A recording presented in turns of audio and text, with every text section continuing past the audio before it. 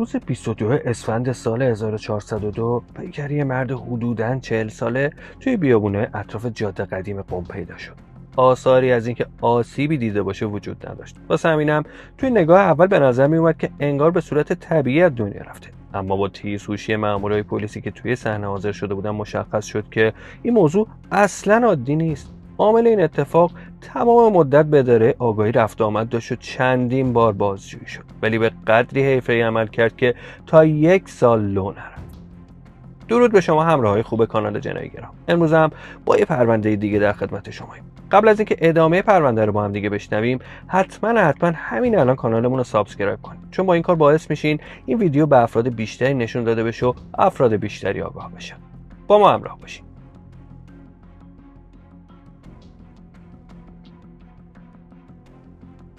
ساعات اولیه صبح 22 اسفند ماه سال 1402 توی حاشیه جاده قدیم تهران قم اتفاق عجیبی به مامورای پلیس گزارش شد. ساعت نزدیکای 6:30 صبح بود که یکی از راننده کامیون‌های عبوری از اتوبان تهران قم تماس ترسناکی با پلیس 110 گرفت. این مرد که برای استراحت چند دقیقه کنار جاده توقف کرده بود، متوجه یه پتو توی فاصله حدود 10 متری جاده توی قسمت خاکی کنارش شده بود. وقتی هم رفته بود نزدیک و پتو رو کنار زده بود، با پیکری مرد جوان مواجه شده بود و به سرعت به مامورای پلیس اطلاع داده بود. بعد از تماس این مرد ازش خواسته شد که توی محل بمونه تا مامورای گشتی پلیس سریعتر خودشونو برسونن.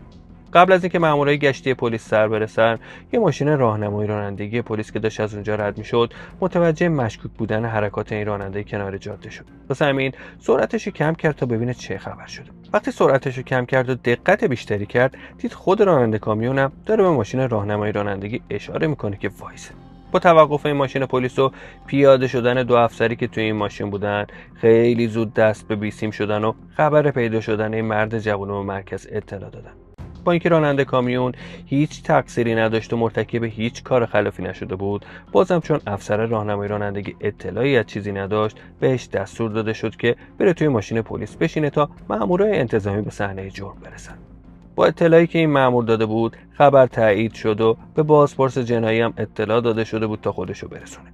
حدود 1 رو بعد از تماسی که راننده کامیون با پلیس گرفت، اولین واحد گشتی هم به محل رسید.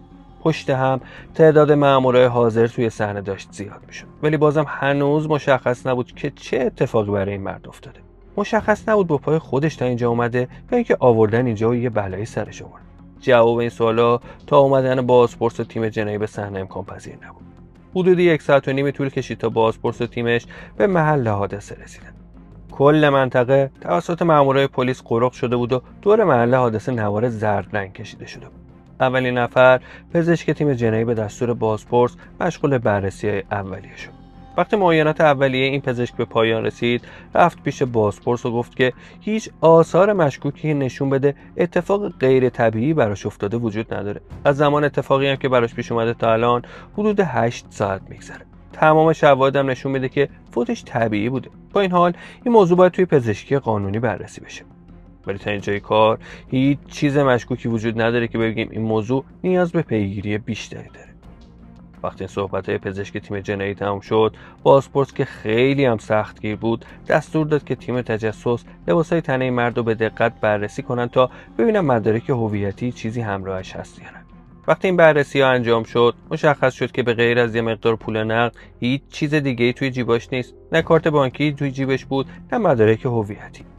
بازپرس دستور داد که این مرد به پزشکی قانونی منتقل بشه تا آزمایشات تکمیلی روش انجام بشه و علت دقیق فوتش مشخص بشه. همچنین به دقت باید بررسی میشد تا ببینه توی بانک اطلاعاتی پلیس آگاهی اطلاعاتی از این مرد هستش یا نه. تنها در صورتی اطلاعاتی از این مرد به دست می اومد که اثر انگشتش به عنوان متهم توی سیستم پلیس ثبت شده باشه.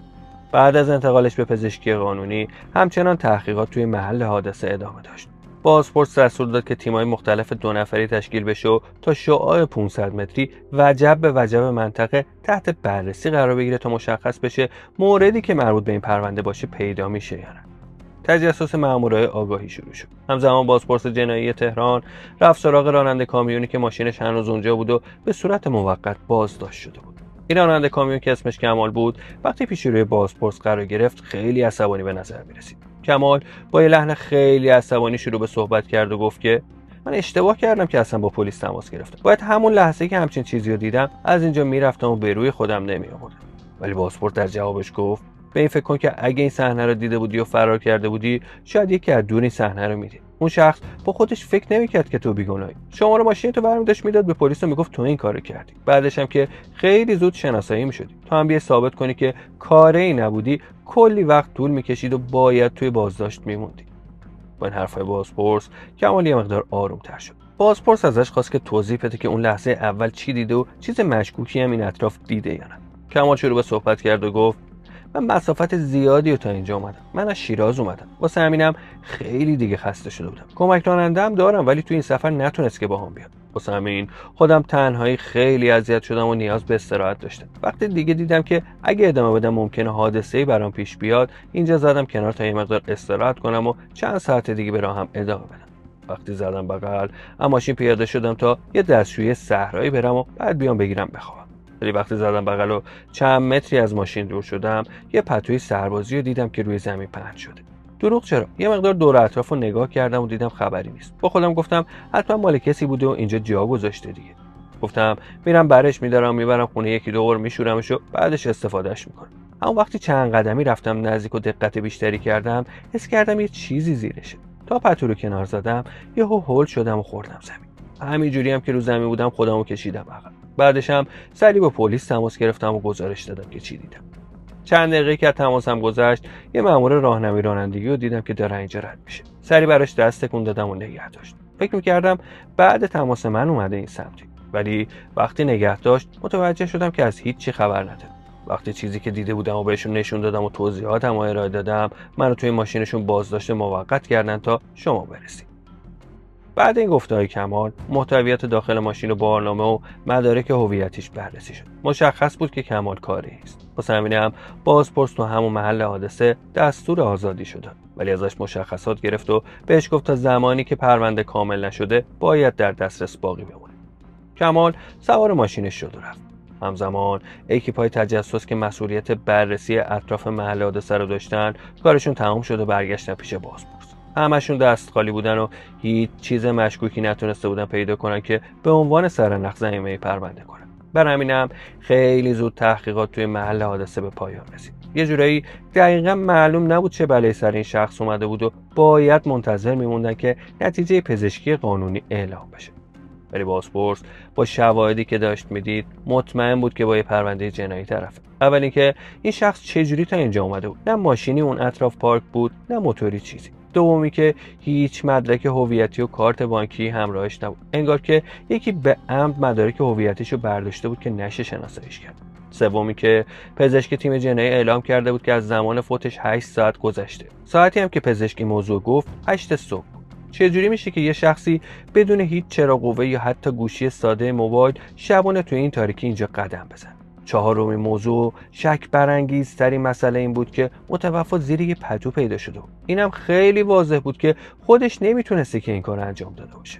همه اینا نشون میداد که این فرد به میل خودش اینجا نبود و احتمالا شخص یا اشخاصی یا همینجا این کارو باش کردن یا بعد جنایت به اینجا منتقلش کردن. تحقیقات توی محل حادثه به پایان رسید و اعضای تیم جنایی بعد از عکس برداری و فیلم برداری از تمام شواهد به اداره آگاهی برگشتن. اطلاعات هویتیش توی پایگاه اطلاعاتی اداره آگاهی هم ثبت نشده بود. چون هیچ سوء سابقه‌ای نداشت نمیشد به راحتی شناساییش کرد. برای همینم به قسمت مجهول الهویه پزشکی قانونی منتقلش کرد. ولی همچنان باید بررسی میشد که ببینن علت فوتش چی بود. چند روز بعد گزارش پزشکی قانونی به دست بازپرس رسید. این گزارش مهر تاییدی به حدسای بازپرس بود، چرا که این آزمایشات نشون میدادن که دوز بسیار زیادی از مواد توی آزمایشش پیدا شده. این دوز نمیتونست توسط خودش استفاده شده باشه، چرا که هر شخصی این مقدار استفاده کنه دقیقاً به همین حال روز میافته. تحقیقات برای پیدا کردن هویت این شخص شروع شده بود، ولی هیچ چیز خاصی به دست نیومد. تا اینکه روز 28 اسفند ماه یه زن جوان به اسم کیمیا اومد اداره آگاهی و اعلام کرد که شوهرش که راننده تاکسی اینترنتی هفته پیش طبق معمول خونه خارج شده تا بره سر کار، ولی از اون روز به کل ناپدید شده و خبری ازش نیست. با اطلاعاتی که کیمیا از همسرش داد مشخص شد این اطلاعات تطابق زیادی با شخصی که هفته گذشته کنار جاده قدیم تهران قم پیدا شده بود داره. واسه همینم از این زن خواسته شد که برای شناسایی این مرد به پزشکی قانونی بره و موضوع بررسی کنه. چند دقیقه بعد چون موضوع خیلی حساس بود با یکی از مامورای حاضر تو اداره آگاهی راهی پزشکی قانونی شد و خیلی سریع تایید کرد که شخصی که پیدا شده همسر 39 سالش هومنه. وقتی کیمیا شوهرش رو شناسایی کرد هویت شخصی که پیدا شده بود مشخص شد، ولی حالا لازم بود بره اداره آگاهی و اونجا توضیح بده که جریان چی بود و چرا تا الان خبر نداده که شوهرش گم شده. کیمیا حدود 1 ساعت بعد پیش روی بازپرس قرار گرفت. بازپرس از این زن خواست که شروع به صحبت کنه. با اینکه گریه همونشو بریده بود ولی سعی میکرد خودشو کنترل کنه و شروع به صحبت کنه. کیمیا میگفت من خبر زیادی از شوهرم ندارم که چه بلایی سرش اومده. من و هومن 2 سال بود که تازه با هم دیگه ازدواج کرده بودیم. تو این 2 سالم در کنار خرید و فروش ماشینایی که انجام میداد بعضی اوقاتم توی تاکسی اینترنتی کار میکرد. یه ماشین پرشیام داریم که همیشه برای این کار ازش استفاده میکرد.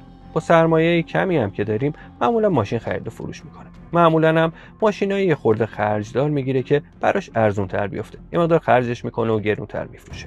نزدیکای عید که میشه علاوه بر خرید و فروش ماشین مسافرکشی هم میکنه. تاکسی اینترنتی هم کار میکنه که مطمئن تر باشه. روز آخرم خیلی طبیعی از خونه خارج شد و رفت. من تا آخر شب منتظرش بودم که بیاد، ولی از حوالی ساعت 11-12 شب گوشیش خاموش شد و دیگه روشن نشد. بازم شک نکردم به این موضوع، چون چند روز قبل از اینکه از خونه بره بیرون و نیاد اتفاق جالبی افتاده بود و یه مسافر خیلی خوب گیرش اومده بود. یکی از مسافراش آقا خانم مسن بودن که دنبال کارهای ویزاشون بودن و می‌خواستن برن آمریکا پیش بچه‌هاشون. وقت سفارت گرفته بودن و باید میرفتن ارمنستان که توی سفارت اونجا کارشون رو انجام بدن. توی چند روز هومن و این زن و مرد مسن حسابی با هم دیگه جور شده بودن و هومن هر کاری داشتن و هر جایی که می‌خواستن برن می‌بردشون. هومن میگفت انقدر رابطش با این زن و مرد خوب شده که ازش خواستن زمینی ببرتشون ارمنستان تا کاراشون اونجا انجام بدن و برشون گردونه ایران. حتی رفته بود کاپوتاژ ماشینش هم گرفته بود که تو همین چند روزه ببرتشون ارمنستان تا کاراشون رو انجام بدن. روز قبل اینکه هومن از خونه بره بیرون ما با هم بحثمون شده بود. برای همینم با هم صحبت نمی‌کردیم. همین موضوع هم باعث شده بود که ندونم که آیا واقعا اون روزی که از خونه رفت بیرون میخواد بره ارمنستان یا اینکه اتفاق دیگه‌ای واسش افتاده. آخه همه چی خیلی طبیعی بود. خودش چند روز قبل از اینکه بره و خونه نیاد واسه هم گفته بود که تا مرز ارمنستان 11-12 ساعت راه داره. مرزم که رد بشه باید گوشیشو خاموش کنه. تا قبل از ساعت 11 شب گوشیش روشن بود. من بهش زنگ می‌زدم ولی جواب نمیداد. گفتم شاید هنوزم با هم قهره، برای همینم جواب نمیده. ولی یهو گوشیش خاموش شد و دیگه هم روشن نشد. گفتم حتما مرز رد شد و خودش برگرده میاد میگه که چیکار کرده و چیکار نکرده. ولی وقتی نبودنش طولانی شد و خبری از خودش بهم نداد، نگران شدم و اومدم اینجا تا شما پیگیری کنیم. بعد این گفته‌های کیمیا توی اولین قدم صحت گفته‌هاش سنجیده شد. استعلام خط هومن که گرفته شد مشخص شد که کیمیا داره درست میگه و چندین بار با هومن تماس گرفته بوده. استعلام از گمرک هم نشون میداد که هومن ماشینش کاپوتاژ کرده باشه. همه اینا تا اینجا نشون میداد که همسرش داره راست میگه. خیلی زود شماره پیرمرد و پیرزنی که باهاشون ارتباط داشت از توی استعلام خطش به دست اومد و از این 2 نفر خواسته شد که به اداره آگاهی بیان. وقتی رسیدن اداره آگاهی و ازشون سوال شد گفتن که ما و هومن قرار داشتیم که 22 اسفند راه بیفتیم به سمت ارمنستان. شب قبلش با هم هماهنگ کرده بودیم و قرار بود ساعت 5 صبح بیاد دنبالمون، ولی سر قرارمون نیومد. هرچی هم بهش زنگ زدیم دیدیم جواب نمیده. به خاطر اینی هم که ما عجله داشتیم بلیط هواپیما گرفتیم و رفتیم. کارمون رو انجام دادیم و 2-3 روز برگشتیم. دیگه از همون روز به بعدم هیچ خبری از هومن نداریم. گفته‌های این زوج صحت سنجی شد و خیلی زود درستشون تایید شد. هیچ چیز عجیب و مشکوکی توی پرونده وجود نداشت. استعلام نقطه زنی گوشیش هم نشون میداد که هومن اون شب آخر اصلا خونه نرفت و این موضوع با گفته‌های همسرش کیمیا تطابق داره. پرونده یه جورایی به بن‌بست رسیده بود و اصلا مشخص نبود که چه اتفاقی برای هومن افتاده. افرادی که این کارو باش کرده بودن حسابی حرفه‌ای بودن و جوری برنامه‌ریزی کرده بودن که هیچ سر نخی از خودشون به جا نذاشته بودن. هرچی تحقیقات جلوتر میرفت بازم هیچ چیز خاصی به دست نمی اومد و مامورای پلیس نمیفهمیدن که چه بلایی سر هومن اومده. اونجوری که تحقیقات میدانی هم محل زندگی این زوج نشون میداد این زن و شوهر مشکل آنچنانی هم با هم دیگه نداشتن. واسه همین هیچ موضوع شک برانگیزی وجود نداشت که مامورای پلیس رو به کیمیا مشکوک کنه. از طرفی پدر مادر هومن هم به هیچ کسی مشکوک نبودن. حتی از عروسشون خیلی هم راضی بودن و میگفتن دختر خیلی خوبیه. بعد از به بنبست رسیدن پرونده تحقیقات تا حدودی متوقف شد تا اینکه حدود 1 سال بعد اطلاعات عجیبی از کیمیا به دست بازپرس رسید.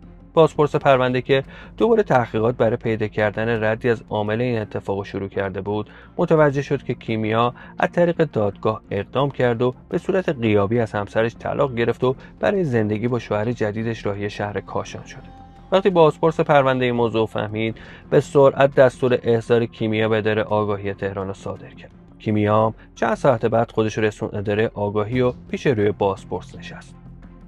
وقتی کیمیا هدف سوالات تخصصی و حرفه‌ای بازپرس قرار گرفت، دیگه نتونست مثل بار اول به خوبی پنهان کاری کنه و راز یه اتفاق ترسناک و فاش کرد. کیمیا اعتراف کرد که با همدستی دوست پسر قدیمیش که شوهر الانشه، شوهرش هومن رو حذف کردن. با این اعترافای کیمیا به سرعت دستور بازداشت شهرام صادر شد. این دستور هم به سرعت عملی شد و شهرام توی محل کارش توی کاشان بازداشت شد و به اداره آگاهی تهران منتقل شد.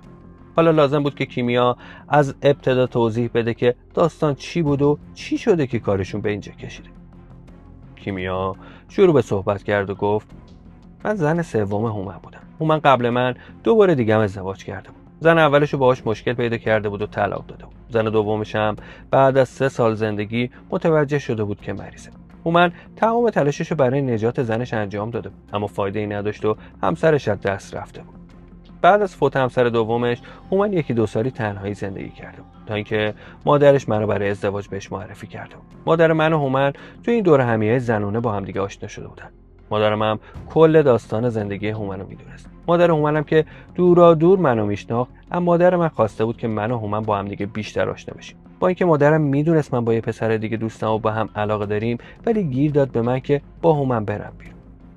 چند جلسه من و هومن با هم دیگه رفتیم بیرون و صحبت کردیم. با اینکه من اصلا بهش محل نمیدادم، ولی هومن حسابی از من خوشش اومده بود و پیگیری بود که با هم دیگه ازدواج کنیم. شهرام دوست پسرم قبلا خواستگاری منم اومده بود، ولی چون پول و کار درست حسابی نداشت، خانواده‌ام راضی به ازدواجم با اون نمیشد. واسه همینم فشارشون روی این بود که من با هومن ازدواج کنم. با اینکه عشق من به شهرام میدیدن، ولی نذاشتن که به عشقم برسم و ناچار شدم با هومن ازدواج کنم. تو این 2 سالی که با هومن ازدواج کرده بودم، اصلا بهش محل نمیذاشتم و هیچ وقت روابط گرمی باهاش نداشتم. همیشه فکرم درگیر بود که نشده به عشقم برسم. وقتی هم با هومن ازدواج کرده بودم، یه خط جدید خریده بودم. ولی از حدود 2 ماه قبل از حادثه به صورت اتفاقی شهرامو توی اینستاگرام پیدا کردم. سر صحبت بینمون باز شد. شهرام همش سوال میکرد از زندگیت راضی هستی؟ منم چون نمیخواستم که هرس بخوره میگفتم آره. ولی شهرام نگفته همه حرفای منو میخوند. خیلی زود از زیر زبونم کشید بیرون و فهمید که با هومن مشکل دارم. وقتی هم که فهمید هر چی که در طول روز واسم پیش میومد و واسش میگفتم، اونم همش هرس میخورد و کلافه شده بود. تا اینکه واسش تعریف کردم و گفتم قراره بره ارمنستان. شهرام گفت این بهترین موقعیته که از دستش خلاص بشی. گفت واسه یه چیزی میارم که بریزی تو شربتش و برای همیشه از دستش خلاص بشی. نقشه این کارو کشیدیم. میدونستم که قراره 22 اسفند بره ارمنستان. واسه همینم نقشه رو یه روز جلوتر اجرا کردیم. رفتم از خونه بیرون و به هومن زنگ زدم بیاد دنبالم. وقتی اومد شربتی که قبل آماده کرده بودم و دادم خورد. وقتی هم که حالش بد شد و کار تموم شد، زنگ زدم شهرام اومد، هومن رو بردیم اطراف جاده قدیم و رهاش کردیم و برگشتیم. من و شهرام با خطایی که به نام هومن بود با هم در ارتباط بودیم. واسه همینم لو نرفتیم. از طرف دیگه خیلی روی نقشه فکر کرده بودیم و واسه تمام سناریوها آماده بودیم. وقتی هم چند ماه گذشت و لو نرفتیم، رفتم دادگاه و مدارکی که داشتم درخواست طلاق دادم. دادگاه هم رأی به نفعم داد و بعد از چند وقت با شهرام ازدواج کردیم و رفتیم کاشان ساکن شدیم. بعد از اینکه کیمیا اعتراف کرد، شهرام هم حرفاشو تایید کرد. با اعتراف این 2 نفر پرونده کامل شد و به دادسرای جنایی ارسال شد. جلسات دادگاه این 2 نفر پشت هم تشکیل شد و کیمیا به خاطر کاری که با هومن کرده بود به قصاص محکوم شد. شهرام هم به حبس طولانی مدت محکوم شد. این احکام توی دیوان عالی کشورم مهر تایید خورد و آماده اجرا شد. اواسط سال 1404 با رضایت ندادن اولیای دم حکم کیمیا اجرا شد. همدست شهرام هم در حال حاضر توی زندان و داره دوران محکومیتش رو میگذرونه.